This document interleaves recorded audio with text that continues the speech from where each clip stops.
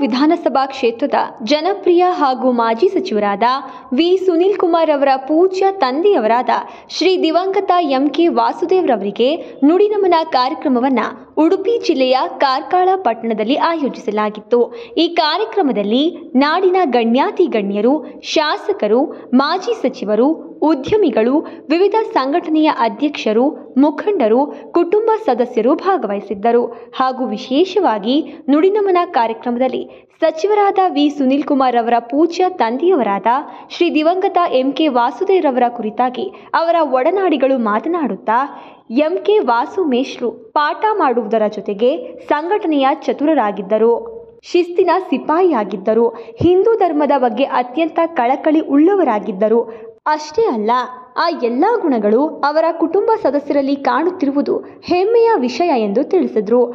ವಾಸು ಮೇಷ್ಟ್ರು ಹಿಂದೂ ಧರ್ಮಕ್ಕೆ ನೀಡಿದ ಕೊಡುಗೆಯನ್ನ ನೆನೆಯುತ್ತಾ ಅವರು ಮಾಡಿದ ಒಳ್ಳೆಯ ಕೆಲಸಗಳನ್ನು ಮೆಲುಕು ಹಾಕುವ ಮೂಲಕ ನುಡಿನಮನ ಸಲ್ಲಿಸಿದರು.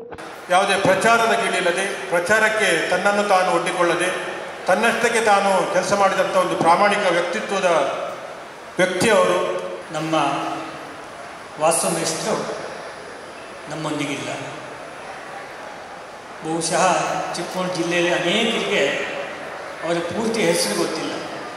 ಎನ್ನೆದೆಯ ಕದ ತೆರೆದು ಋನ್ಮನವಾಹದಗೊಳಿಸಿ ಜಗದ ಹಿತದ ಕಾಂಕ್ಷೆಯಿಂದ